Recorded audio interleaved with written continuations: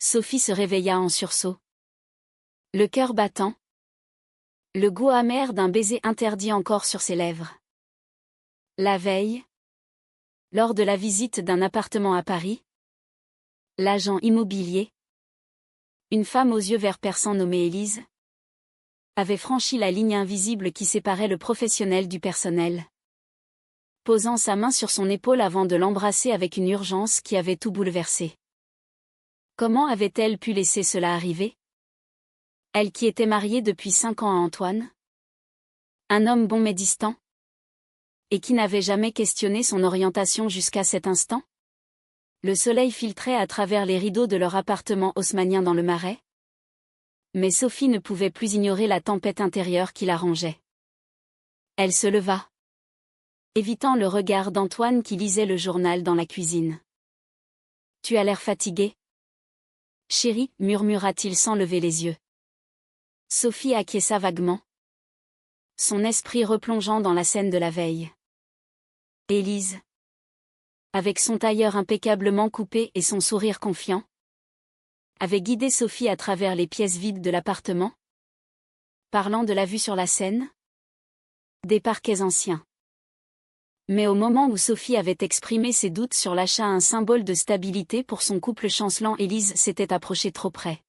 « Vous méritez plus que cela », avait-elle dit d'une voix douce, avant que leurs lèvres ne se touchent. Ce baiser n'était pas un accident, il était une révélation. Sophie, à 32 ans, avait toujours suivi le chemin tracé, études de droit à la Sorbonne. Mariage avec Antoine, un avocat prometteur issu d'une famille conservatrice de province. Sa propre famille, à Lyon, attendait d'elle une vie exemplaire, enfant, carrière stable, respectabilité. Mais ce contact fugace avec Élise avait ouvert une brèche. Toute la nuit, Sophie avait lutté contre les images qui l'assaillaient, le parfum d'Élise, mélange de jasmin et de pluie parisienne, la chaleur de sa peau. Étaient-ce de la curiosité?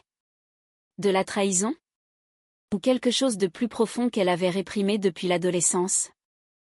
Quand elle admirait secrètement sa meilleure amie au lycée? Le téléphone vibra sur la table de nuit. Un message d'Élise: « J'espère que la visite vous a plu. Si vous voulez en discuter, appelez-moi. » Sophie effaça le texte, le cœur serré. Elle ne pouvait pas. Pas encore. Mais l'idée la hantait. Au bureau. Ce jour-là, elle se concentra sur ses dossiers, défendant des clients dans des affaires de droit familial. Ironie du sort. Une collègue, Marie, remarqua son air distrait. « Tout va bien avec Antoine ?» demanda-t-elle. Sophie hocha la tête. Mais intérieurement, elle se débattait. Antoine représentait la sécurité, la norme sociale. Élise, l'inconnu, le risque. Le soir venu, Antoine rentra tard. Comme souvent. Ils dînèrent en silence. Le cliquetis des couverts amplifiant le vide entre eux. « On devrait avancer sur l'appartement » suggéra-t-il. Sophie sentit une nausée monter. « Je ne suis pas sûre » répondit-elle. Il fronça les sourcils. « C'est pour notre avenir ? » Sophie. « Pour les enfants qu'on aura un jour. » Ces mots la transpercèrent. Des enfants ? Elle n'en avait jamais vraiment voulu. Mais c'était ce qu'on attendait d'elle. Cette nuit-là, seule dans le lit, elle repensa à Élise. Était-ce mal de vouloir explorer cela? La société française, malgré ses avancées, gardait des poches de conservatisme, surtout dans les familles comme la sienne. Le lendemain, Sophie prit une décision impulsive. Elle appela Élise pour une seconde visite, prétextant des détails techniques. Elles se retrouvèrent devant l'immeuble, sous un ciel gris parisien. Élise sourit. Professionnelle, Mais ses yeux trahissaient une attente. Parlons-en, dit-elle une fois à l'intérieur. Sophie avoua son trouble. Ce baiser. Je ne sais pas ce que ça signifie. Élise s'approcha. Mais s'arrêta. Ça signifie que vous vous posez des questions que beaucoup ignorent toute leur vie. Elles parlèrent des heures. Élise partageant son propre parcours, sortie du placard à 20 ans. Rupture avec sa famille catholique. Reconstruction à Paris comme agent immobilier indépendante. Sophie rentra chez elle. L'esprit en feu. Antoine l'attendait avec des fleurs. Un geste rare. Pour nous relancer, dit-il. Elle accepta. Mais au fond, elle savait que c'était un pansement sur une plaie ouverte. Les jours suivants, les messages avec Élise se multiplièrent. Innocents au début, puis plus intimes. Sophie se surprit à rire à ses blagues, à anticiper ses réponses. Mais la culpabilité la rongeait. Était-elle en train de trahir Antoine? De détruire sa vie pour une illusion? Une confrontation inévitable approchait. Lors d'un dîner familial à Lyon, sa mère, une femme pieuse, aborda le sujet des enfants. Quand est-ce que vous nous donnez des petits-enfants? Sophie explosa intérieurement, mais garda le silence. Sur le chemin du retour, Antoine sentit sa distance. Qu'est-ce qui ne va pas? Elle murmura, rien. Mais tout changeait. Élise représentait la liberté. Mais à quel prix? Les semaines passèrent dans un tourbillon de mensonges et de doutes. Sophie inventait des rendez-vous professionnels pour voir Élise, prétextant des visites d'appartements. Chaque rencontre approfondissait leur connexion, des promenades le long de la Seine, des cafés dans des bistrots cachés du quartier latin. Élise racontait ses luttes passées, le rejet de ses parents, les amis perdus, la solitude avant de trouver une communauté LGBT à Paris. C'est dur, mais ça vaut la peine d'être soi-même, disait-elle. Sophie écoutait, fascinée, sentant ses propres barrières craquer. Mais la double vie pesait lourd. Antoine, sentant le changement, devint plus attentif, organisant des dîners romantiques, des week-ends à la campagne. Je t'aime. Sophie, murmurait-il. Elle répondait mécaniquement, le cœur déchiré. Un soir, après une dispute futile sur les courses, Antoine lâcha, tu es ailleurs. Est-ce qu'il y a quelqu'un d'autre? Sophie nia. Mais ses yeux la trahirent. Il ne posa plus de questions. Mais une ombre s'installa entre eux. La pression familiale s'intensifia. Sa sœur, Claire, appela un jour, maman s'inquiète. Tu as l'air distante au téléphone. Sophie confia vaguement ses doutes sur le mariage. Mais omit Élise. Claire, mariée et mère de 2 enfants, conseilla, tous les couples traversent ça. Pense à l'avenir. Mais l'avenir que Sophie envisageait maintenant incluait Élise. Pas Antoine. Lors d'une soirée avec des amis, un couple hétéro, on parla de la Pride à Paris. Un ami fit une remarque homophobe légère. Riant, c'est bien pour eux. Mais pas pour nous. Sophie se tut, bouillonnant intérieurement. Élise l'avait sensibilisée aux micro-agressions quotidiennes. Un tournant survint lors d'un week-end à Deauville, organisé par Antoine pour se retrouver.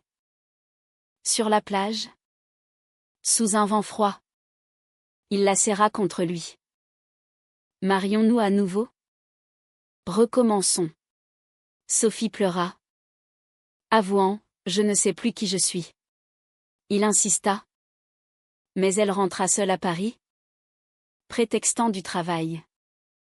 Elle courut chez Élise, dans son petit appartement à Montmartre. Je ne peux plus mentir, dit-elle.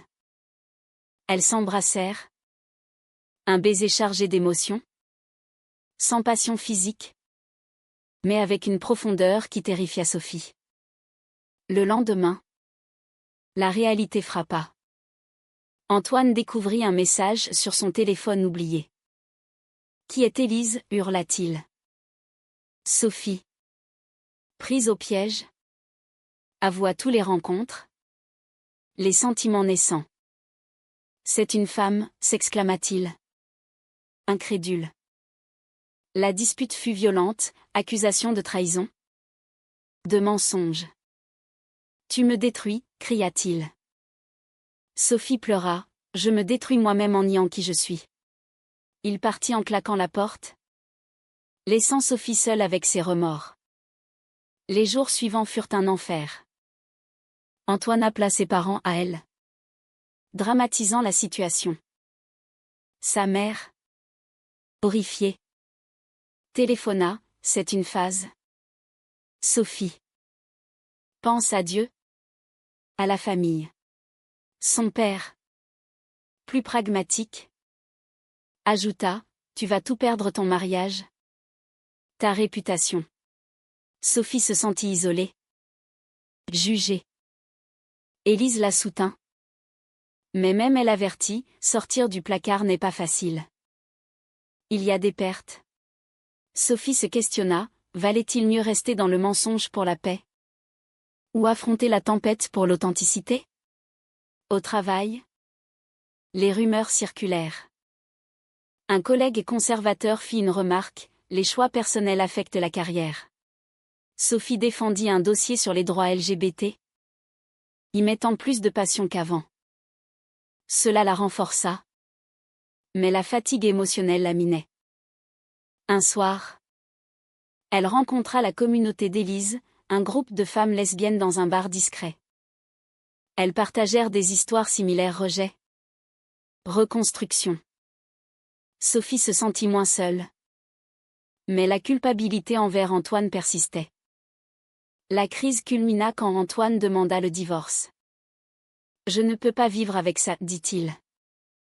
Sophie signa les papiers. Le cœur brisé. Était-ce la bonne décision? Élise l'attendait.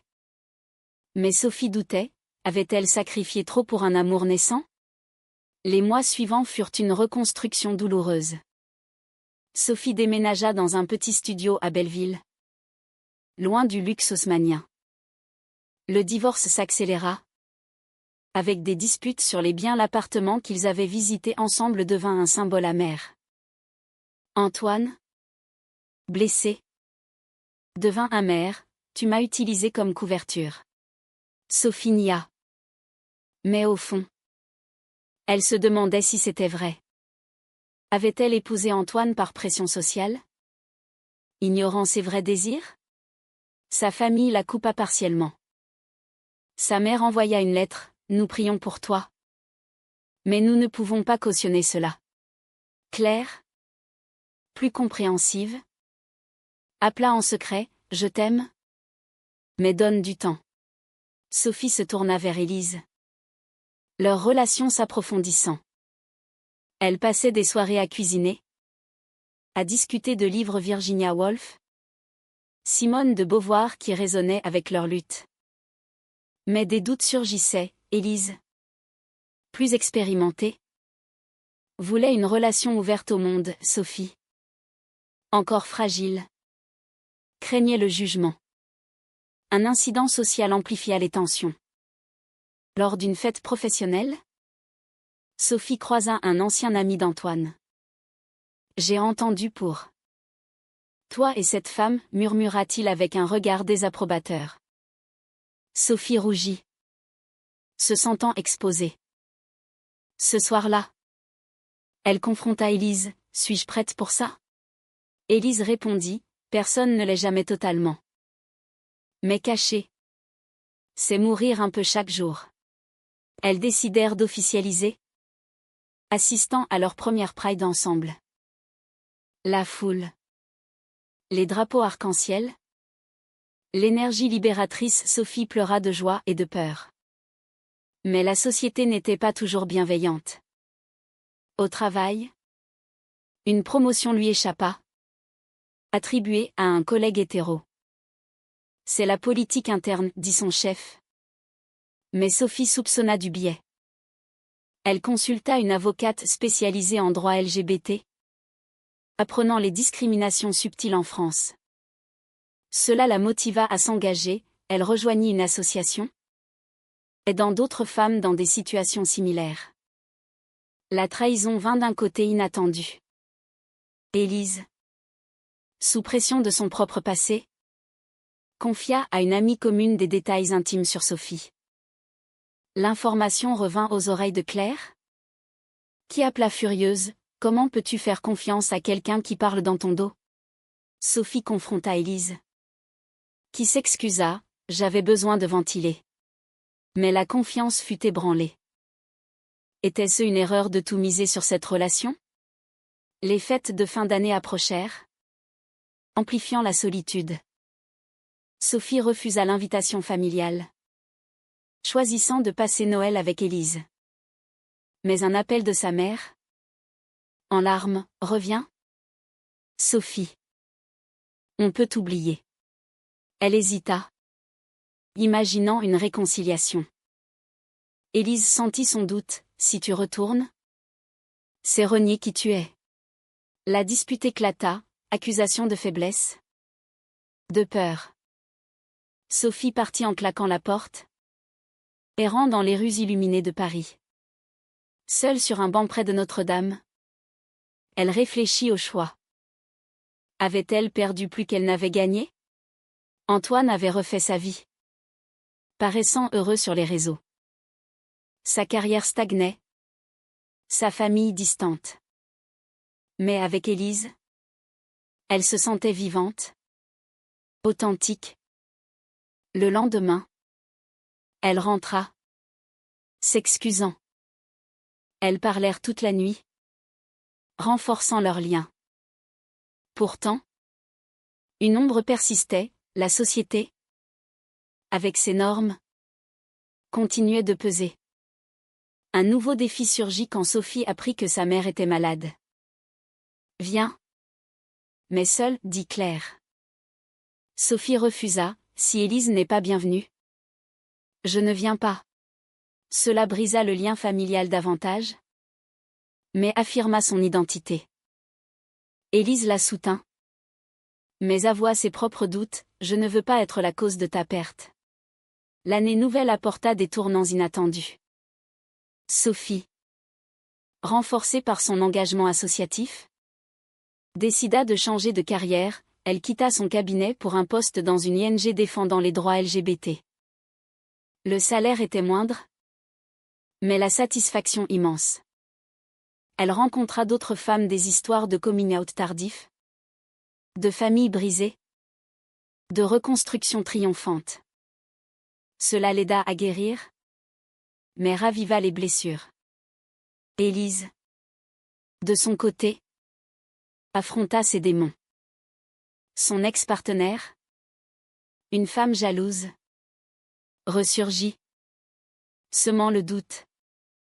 Élise n'est pas fidèle, murmura-t-elle à Sophie lors d'une rencontre fortuite. Sophie ignora au début, mais des textos suspects sur le téléphone d'Élise confirmèrent les soupçons. La confrontation fut dévastatrice: « C'était juste un flirt », avoua Élise. Sophie, blessée, hurla: « Après tout ce que j'ai sacrifié ?» Elles se séparèrent temporairement, Sophie retournant chez Claire pour réfléchir. Chez sa sœur à Lyon, Sophie affronta la famille. Sa mère, affaiblie par la maladie, murmura: « Je ne comprends pas. Mais je t'aime. » Son père resta silencieux. Claire médita: « Peut-être que c'est une phase. » Sophie expliqua patiemment ses sentiments. Les années de répression. Pour la première fois, ils écoutèrent vraiment. La société change, dit-elle. Mais l'amour reste l'amour. Cela n'effaça pas les tensions, mais ouvrit une porte. De retour à Paris, Sophie contacta Élise. « On peut réparer ?» Élise acquiesça. promettant fidélité. Mais Sophie imposa des conditions, thérapie de couple, transparence. Elles commencèrent des séances avec une psychologue spécialisée, explorant les traumas, le coming-out forcé de Sophie, les abandons d'Élise. Cela approfondit leur relation, mais révéla des failles. Élise craignait l'engagement, Sophie la perte. Un scandale social éclata quand un collègue d'Antoine diffusa des rumeurs en ligne. Sophie, outée publiquement, affronta des commentaires haineux. Dégoûtant, lisait-on. Elle répondit par un post courageux, « Mon amour n'est pas un choix. » Mais le nier l'était. Cela attira du soutien, mais aussi des menaces. Élise la protégea, renforçant leur duo. La maladie de sa mère s'aggrava, forçant Sophie à choisir, aller à l'hôpital avec Élise ou seule. Elle opta pour l'honnêteté, emmenant Élise. La rencontre fut tendue, regard froid. Silence. Mais quand Sophie pleura à son chevet, sa mère serra sa main, « Sois heureuse. » C'était un pas minuscule, mais significatif. Les mois passèrent. La relation avec Élise stabilisa. Elles emménagèrent ensemble dans l'appartement qu'Élise avait montré à Sophie, ironie du destin. Mais des doutes persistants, avait-elle payé trop cher? Antoine, remarié, envoya un message, « Je te pardonne. » Sophie répondit, « Pardonne-toi d'abord. » Un ultime conflit surgit lors d'une manifestation LGBT. Élise voulait adopter. Sophie hésitait, craignant les jugements. « Sommes-nous prêtes ?» demanda-t-elle. Élise insista, « La vie est courte. » Cela mena à une réflexion profonde sur les sacrifices. La culmination arriva lors d'un voyage en Provence, pour s'éloigner du tumulte parisien. Sous les oliviers, Élise posa la question, « Veux-tu m'épouser ?» Sophie, surprise, réfléchit au chemin parcouru, la trahison initiale, les pertes familiales, les batailles intérieures. « Oui, » répondit-elle. « Mais avec une condition, affrontons tout ensemble. » De retour, elles annoncèrent la nouvelle. La famille de Sophie réagit mitigée, sa mère, en rémission, accepta une visite, son père bouda. Claire organisa un dîner tendu, où Élise charma par sa sincérité. Mais des ombres persistaient, un cousin fit une remarque homophobe, rappelant les Kinksai. Au travail, Sophie gagna une affaire emblématique, défense d'une femme lesbienne discriminée. Cela la propulsa, mais attira des critiques conservatrices. Élise, fière, mais inquiète, ne te perds pas dans la lutte. Sophie équilibrera, apprenant que l'authenticité exige un prix constant. Des années plus tard, mariées, elles affrontèrent une ultime épreuve, l'adoption. Le processus, rigoureux en France, testa leur résilience. Rejets initiaux dus à des biais, mais persévérance paya. Tenant leur fille adoptive, Sophie repensa au baiser initial. Avait-il valu les larmes? Les ruptures? La vie n'était pas un conte de fées, disputes occasionnelles? Pression sociétale persistante. Mais Sophie se sentait entière. Élise, son encre, murmura, « On a choisi la vérité. » Pourtant, une question hantait, dans une société qui évolue lentement. Sacrifier la norme pour l'amour vrai est-il un acte de courage ou de folie? Est-il juste de prioriser son bonheur personnel au risque de blesser ceux qu'on aime?